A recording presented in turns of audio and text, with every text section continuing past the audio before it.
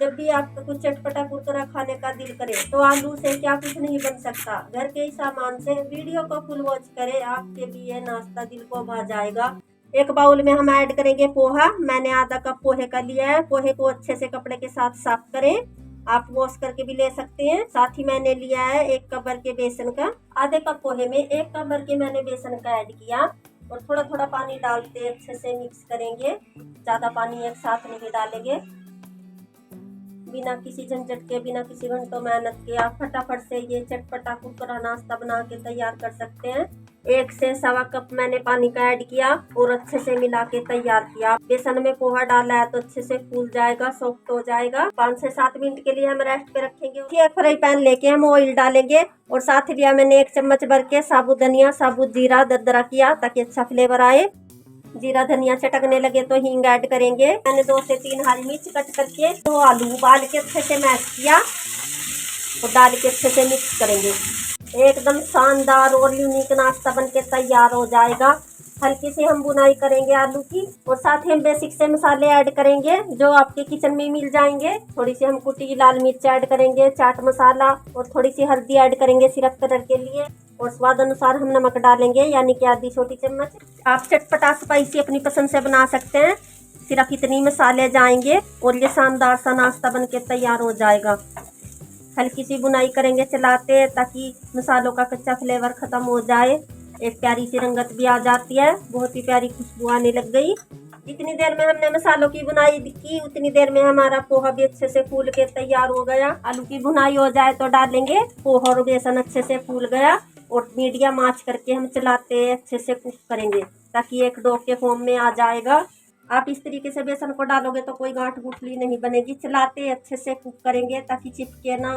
तब तक इस डो को पकाइए जब तक ये अच्छे से इकट्ठा ना होने लग जाए, पैन को छोड़ने ना लग जाए। अच्छे से टाइट हो जाएगा तभी निकालेंगे ताकि नाश्ता बहुत ही ज़्यादा कुरकुरा और स्वादिष्ट बने।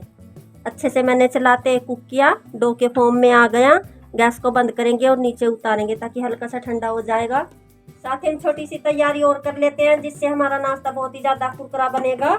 2 बड़े चम्मच भर के मैंने मैदे के ऐड किए। आप गेहूं का आटा भी ऐड कर सकते हैं। थोड़ा सा नमक डालेंगे ताकि फीलिंग खाने में फीकी ना लगे। थोड़ी सी लाल मिर्ची ऐड करेंगे और अच्छे फ्लेवर के लिए डालेंगे थोड़ा सा साबुत जीरा। थोड़ा सा पानी ऐड करेंगे और अच्छे से मिक्स करेंगे ताकि कोई गांठ गुठली ना बने।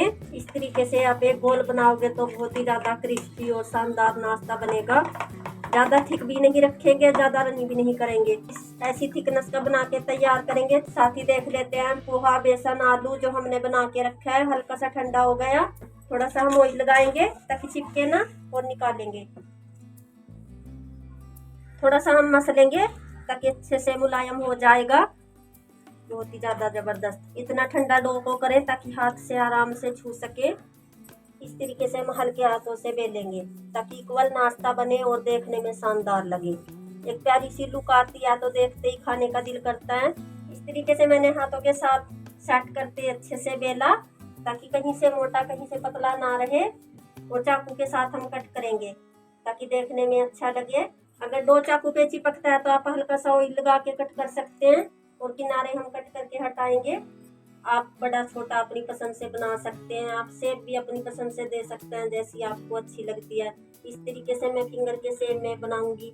चाकू से हम कट करेंगे और बीच बीच में चाकू को साफ करते रहेंगे। हल्का सा ऑयल लगाएंगे, अगर चिपकता है तो आराम से कट जाएगा। आप देख सकते हो बहुत ही ज़्यादा शानदार और ज़बरदस्त बनता है। ऐसी थिकनेस का मैंने बनाया है। आप और ज़्यादा मोटा अपनी पसंद से बना सकते हैं। हमने ये नाश्ता पोहे और बेसन से बनाया है तो बेसन ठंडा होके अच्छे से सेट हो जाता है तो ऑयल में फ्राई करेंगे, नहीं टूटेगा, नहीं बिखरेगा। साथ ही हम गोल ले लेते हैं और अच्छे से कोटिंग करेंगे। नाश्ते की कोटिंग तभी करेंगे, पहले ऑयल को अच्छे से गर्म होने के लिए रखेंगे। जब ऑयल अच्छे से गर्म हो जाए और नाश्ता इस तरीके से कोट हो जाए, गर्मा गर्म ऑयल में डालेंगे और फ्लेम को हम हाई करके रखेंगे ताकि ऑयली बिल्कुल ना बने। ठंडे तेल में डाल देते हैं तो ऑयली हो जाता है। इस तरीके से हम नाश्ता बनाते हैं तो बहुत ही ज़्यादा क्रिस्पी और करारा बनता है। कोटिंग करने से एक शानदार सी लुक तो आई जाती है। एक साइड से सिक जाए तो हम दूसरी साइड पलटी करेंगे।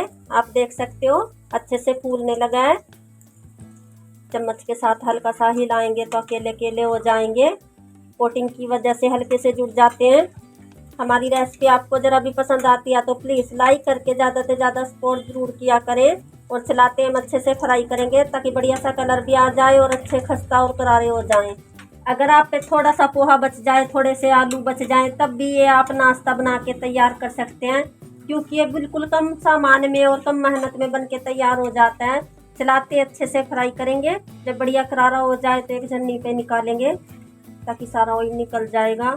इस तरीके से आप बनाओगे, नहीं ये ऑयली बनेगा, नहीं ये फटेगा, नहीं ये बिखरेगा।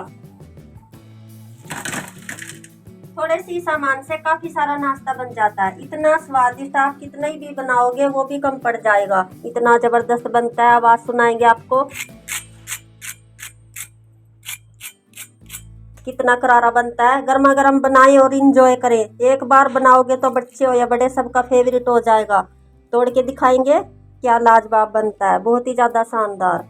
आप भी इस तरीके से फटाफट से जाएं और बनाएं ये स्वादिष्ट नाश्ता। आप बना के ट्राई ज़रूर करें और प्यारे से कमेंट में बताया करें आपको हमारी रेसिपी कैसी लगती है। आप भी फटाफट से जाइए और बनाइए।